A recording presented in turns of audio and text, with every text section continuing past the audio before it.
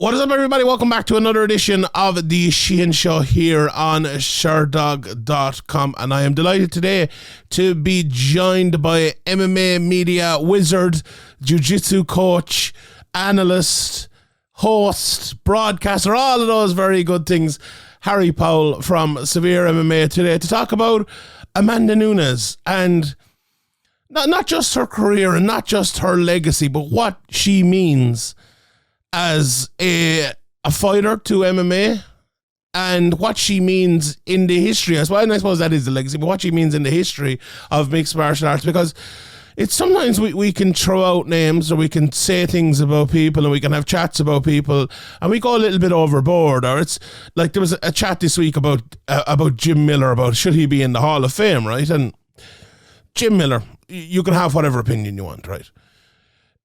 A very good fighter, but there's been 40 fighters like him before. Maybe all 40 of them shouldn't be in the Hall of Fame, and I'm not saying he's not special or anything like that, but there's only one Amanda Nunes, right? There's only one Amanda Nunes. She is the 1% of the 1%, the special of the special. She is a fighter we should be talking about for absolute years.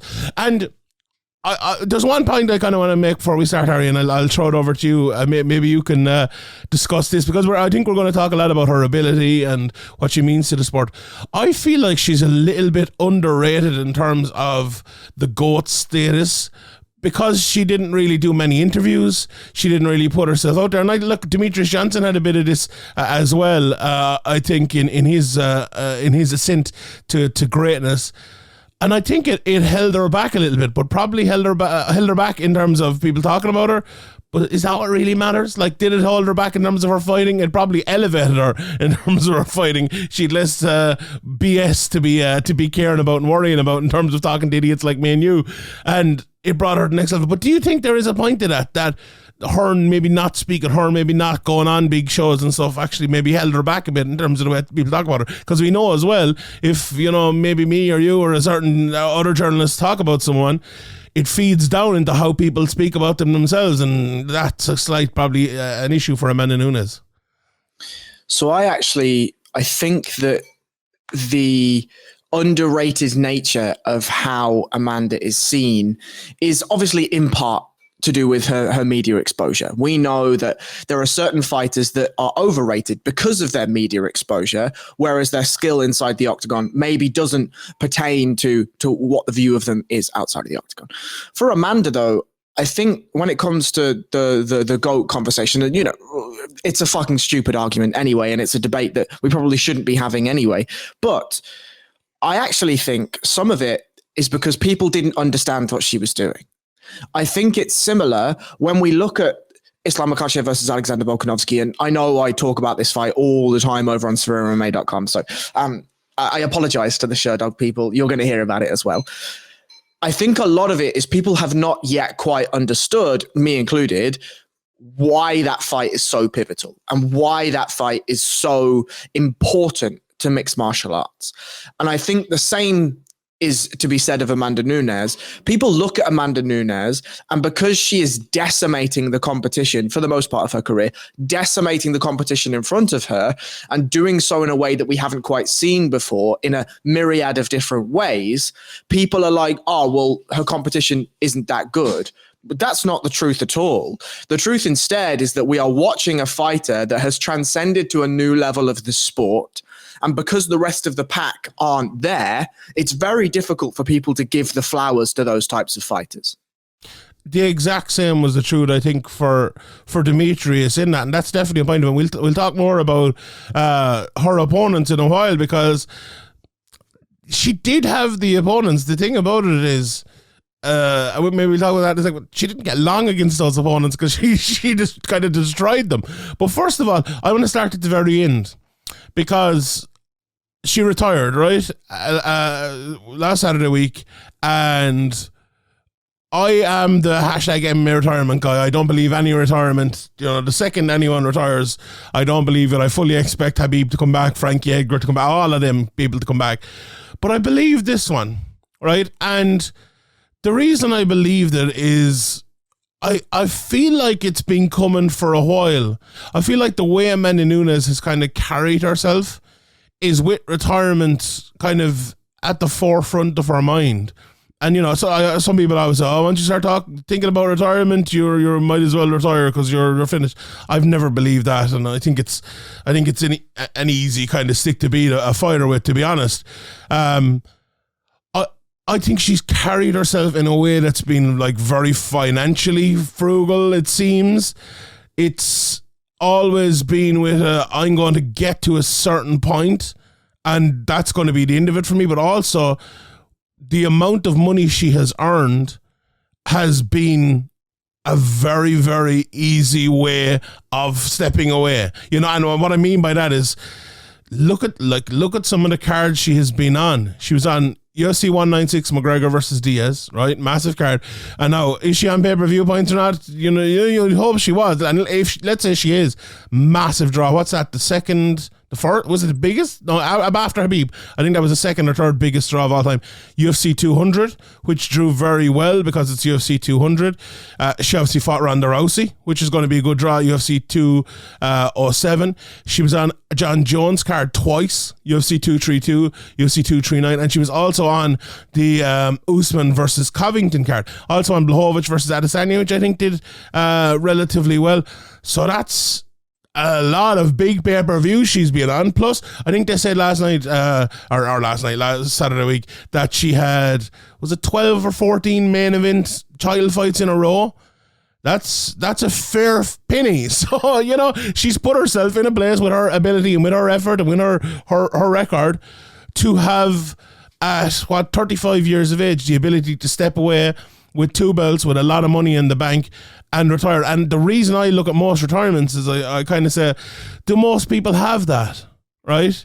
And maybe the 2 lads I gave him a minute ago are a bad example of. But even if you look at Habib, like the one big fight against McGregor and a couple more, but he didn't have that many title fights, you know. And you could probably go through a lot of people and say a similar sort of thing.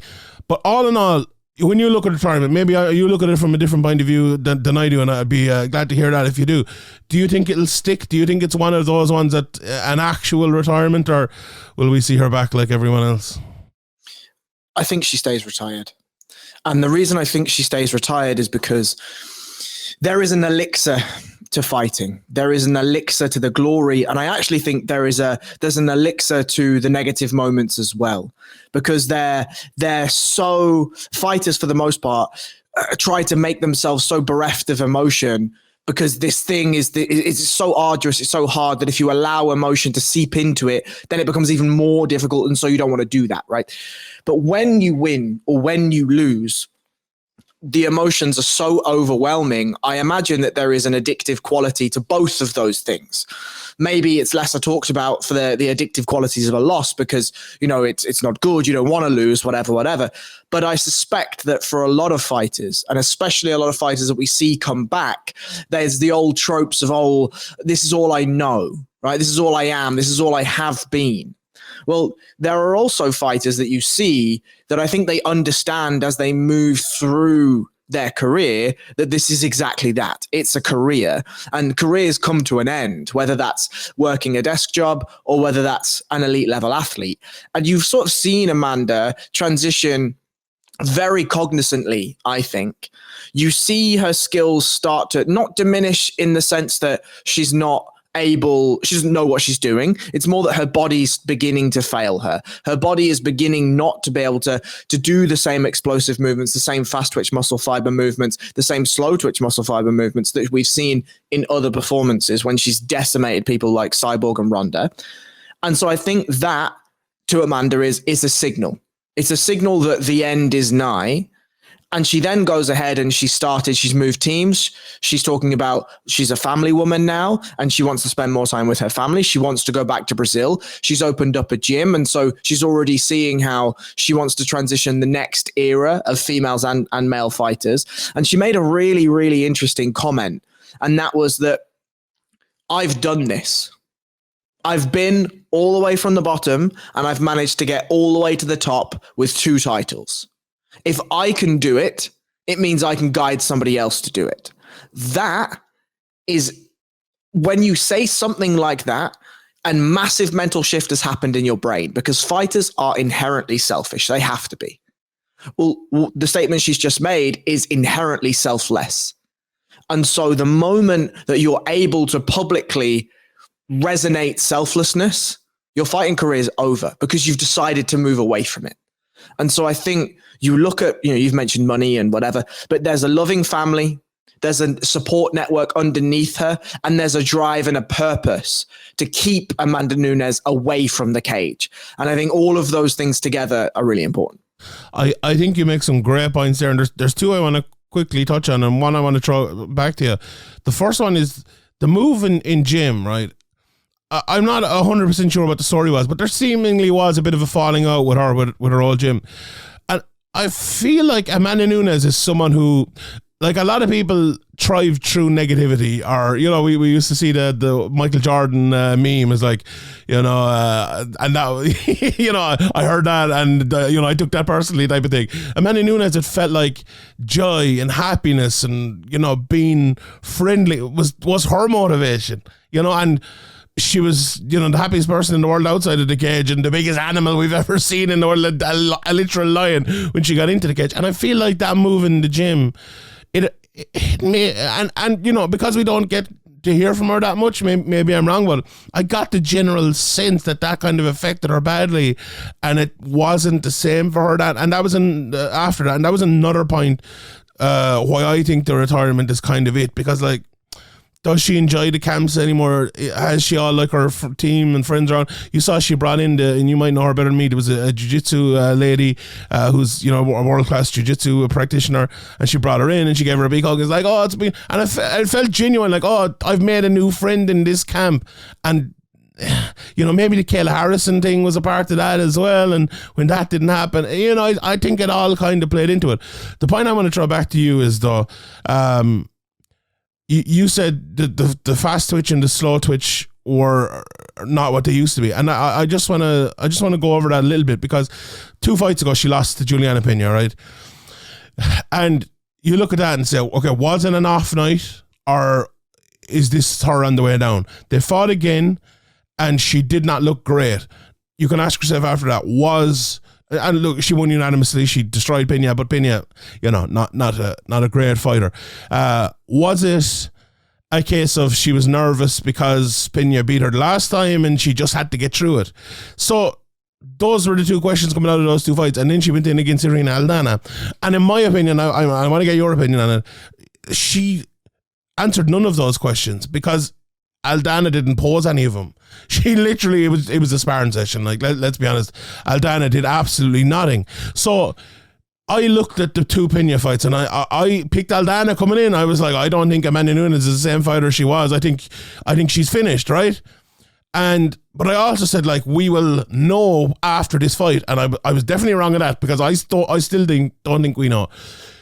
My call coming into that is probably a little bit different than what it is now. Like, she did look good, but as I said, no questions posed. What's your opinion on that? Do you take those Juliana Pena fights, like, at face value, and you kind of write off the Aldana one as nothing happened in it? Or what's your whole analysis of where Nunes is? Let's say if she was to carry on, where she is as an athlete right now, in terms of should she retire, in terms of is she the same as she was in her prime? So I think what she did so well against Irene Aldana was just take the fight away from her. In the first 2.5 minutes, she showed so much variety and so much offensive options that Irene Aldana realized very quickly that her skill set was not the same. We know Irene Aldana is a rangy striker. We know she has a nice jab. We know she has a check left hook. We know that she can throw some nice kicks to the body and to the legs. But Amanda was throwing everything. She was punishing the body. She was bringing the hands down. She was punishing the head. She was feinting the head. She was feinting grappling exchanges. She was chewing the legs up. She was teeping the body. And so Aldana is forced to regress into this defensive shell within 2.5 minutes of a 25-minute fight. That's not a good start against somebody like Amanda Nunes, who, as we know in previous fights, if you allow her to build up a steam, we allow her to build up a tide, she's going to run you over and she will drown you. And it may happen very, very quickly. Now, in some ways, I think my only negative against Amanda Nunes in the Irene Aldana fight was that she didn't get the finish. And I feel like she had an opportunity to get finishes at multiple different points if she really put her foot on the gas pedal. But now, hindsight's 2020. Now knowing that was her retirement fight, she may just wanted to go out and enjoy it. She may just wanted to go out and be like, this is the last time I'm going to do this. Let me just take the full 25 minutes. Let me stand before the end rounds and just give the crowd a little bit of this and they're going to scream for me and I'm going to get to do this, whatever. She may not want to have gone out, got a finish in round 2 and that was it. She goes away. I don't know. But in terms of looking at her last performances over the last 3 fights, I think the point you made about the coaching change, about the gym change, that affects fighters drastically. And especially when you're so embedded in a camp, you're so embedded with a set of coaches, you're so embedded in a routine, in a place to live. Like when you uproot all of that, and then you're supposed to go into a fist fight and be Amanda Nunes. Well, if all the variables outside that make you Amanda Nunes have changed, it might be very difficult for you to do so. And there was an improvement between, obviously, the fight she lost to Pena and then the fight that she beat Pena. But to me, that is a signaling because, as you say, Pena's not an elite level fighter. And Aldana, in my opinion, would beat Juliana Pena if that fight ever happened. I think what we saw was Amanda notice her own regression. But for this fight, knowing it's the last one, I'm just going to push all the chips in and I'm just going to give absolutely everything. And this is what I have left.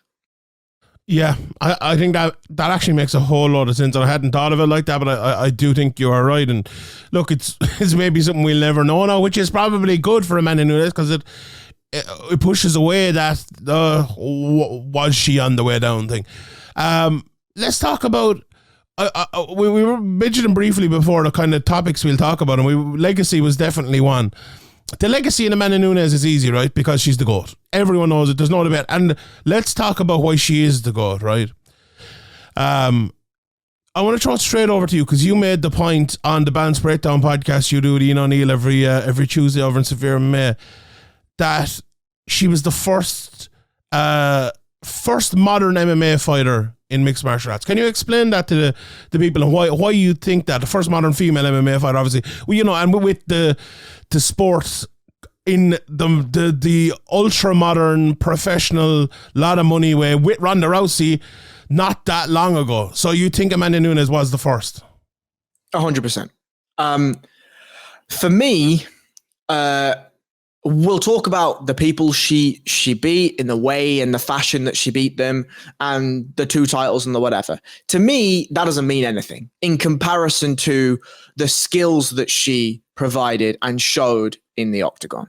Ronda Rousey was an unbelievable fighter if she could put you into the situations with which she was dominant. If she managed to get hold of an arm, it was done. The fights were over.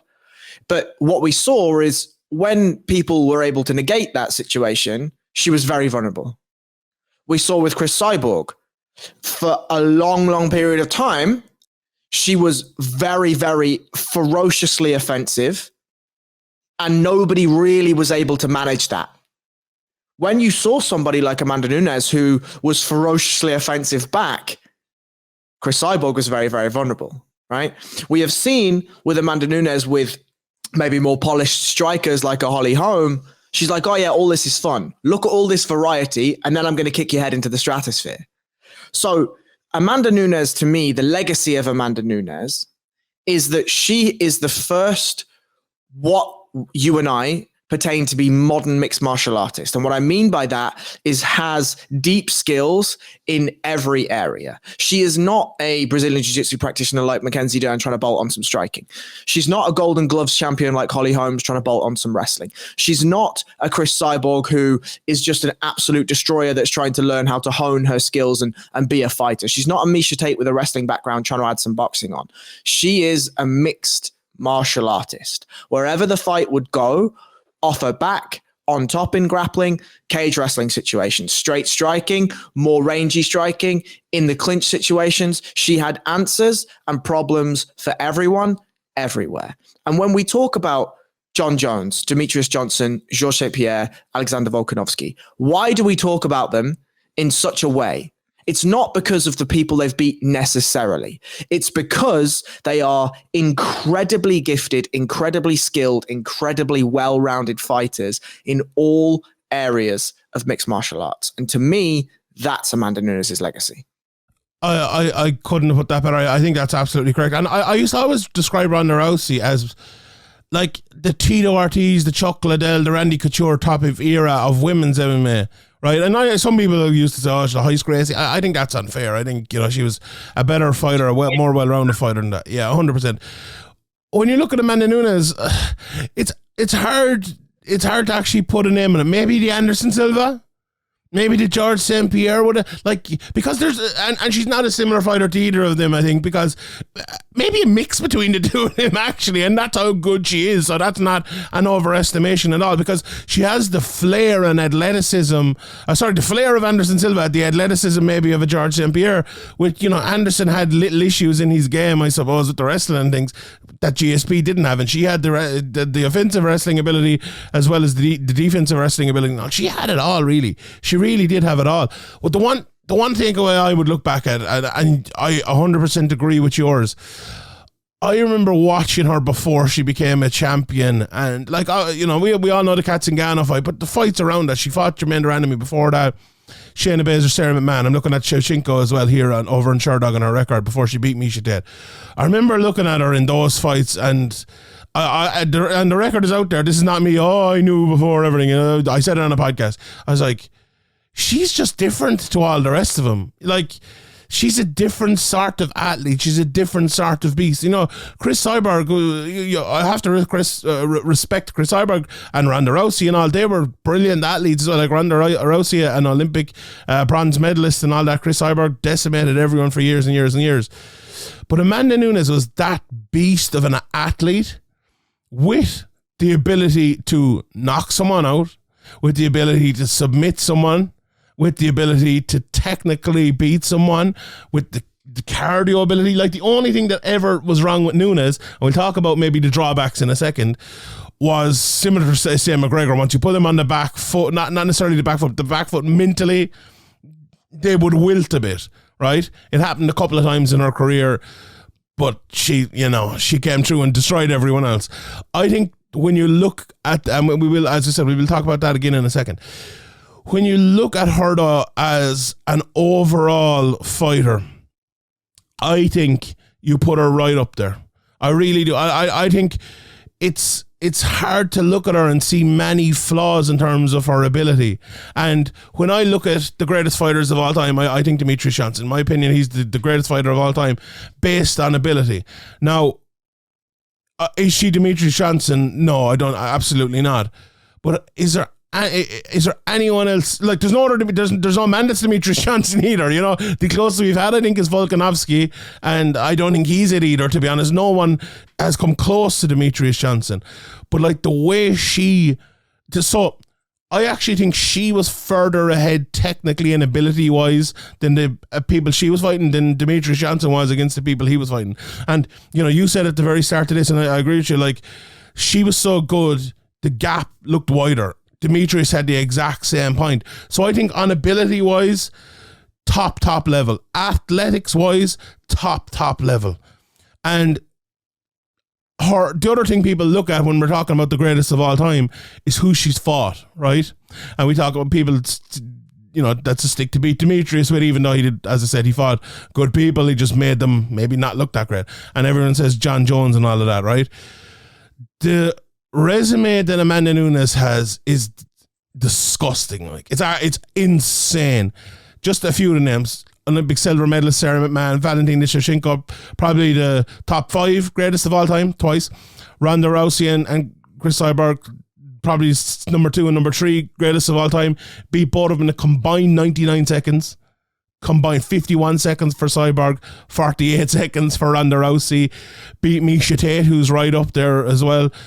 destroyed Misha Tate in her first title fight to win it, beat Jermaine Durandamy twice, one of the other, probably the best 145 pounder in UFC, maybe with her and Cyborg, and then later in her career beat, Megan Anderson, Pena, Aldana, the ones on the way up. Holly Holm. Oh yeah, Holly Holm, absolutely Holly Holm as well, Raquel Pennington, everyone. She just beat them all. It's hard. I said the phrase to find a stick to beat someone with a few times here. Hard to find any of them for Amanda Nunes, isn't it? In any sphere, and let's maybe try to find one. What do you think about the losses? Did the losses draw her back? Is there an issue with that? Like when we're looking maybe in future about how good was Amanda Nunes really? Is that something we look at?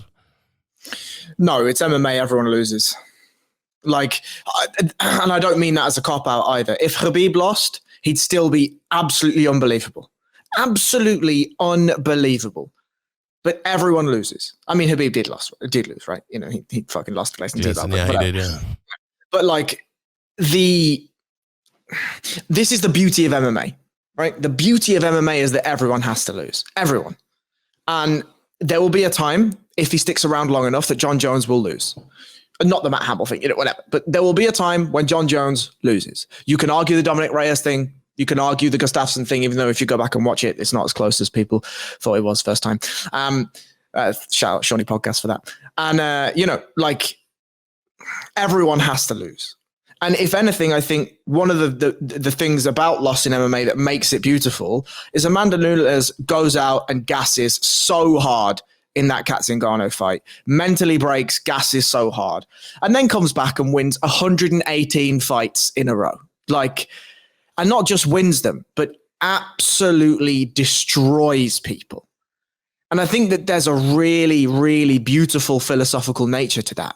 And we talk about the wins. You've gone and you've mentioned all of the athletic accolades outside of MMA that she's gone through and absolutely destroyed. One, that's why her legacy is so good. Not because of the accolades she's beaten, but it's because she's proven that modern MMA destroys elite level athletes in other disciplines. That's the first thing.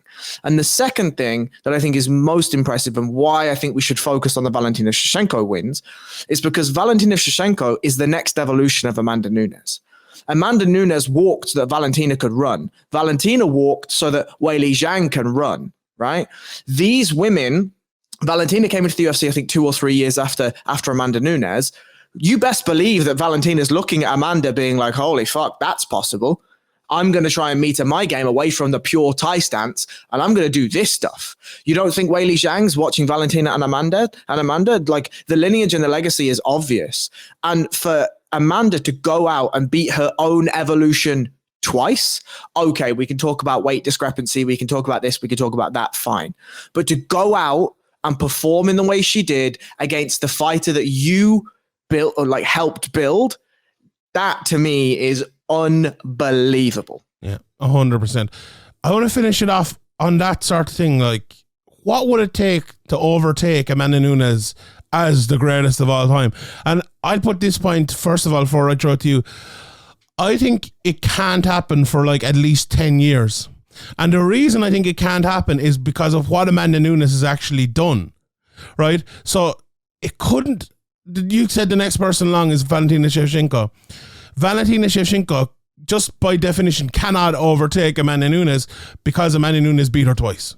She just can't do it. Now she's lost her title again to Alexa Grasso. Look, she might get it back like Nunes. Still a great fighter, but she cannot overtake her. And the other part of that as well is, right, let's say someone comes along and they beat all the best fighters in the world at that time. They're not going to have beaten Nunes because she's gone. If they beat Shevchenko, and she could be gone pretty soon as well, I think, that's a start possibility. Or she could lose a rematch and it won't be the same. But if that does happen, they're beating someone who Amanda Nunes has beaten twice. Cris Cyborg is over in Bellator. Ronda Rousey is retired. Holly Holm is on the last embers of her career as well. There just isn't the people there right now with that long legacy that if a person goes along and rattles them off and beats them, that their legacy will grow to GOAT status. It just isn't there because Amanda Nunes is beating them all. If people beat Amanda Nunes and did it, absolutely. Pena beat her, but is she going to do it? I don't think so. And not to say someone can't do that in the future, but it's going to have to take 3 or 4 people to all come up together, and in one of them to beat the other 3. To reach what Amanda Nunes. And if 3 or 4 people don't come up together, none of them will even possibly reach what Amanda Nunes has reached. It's an unbelievable yardstick that she has set. It's like Alan Shearer with his 363 goals or whatever. It's going to take 15 years to beat that record if you want to beat it. Best of luck. Let's go out and do it. And you're going to have everything go right for you. And it's the same with Amanda Nunes. Who's like, there isn't a person out there right now we could look at. We could name 10 fighters, I suppose, and maybe they could all do it, but it is one of those ones that cannot be beaten anytime soon. Like, you look at, they were talking about Usman maybe beating GSP's record and Adesanya. But like, the thing about it is, right, they weren't that far away. If they had gone up in weight, maybe won a title, defended it 2 or 3 times, or rattled off 5 or 6 more defenses, absolutely.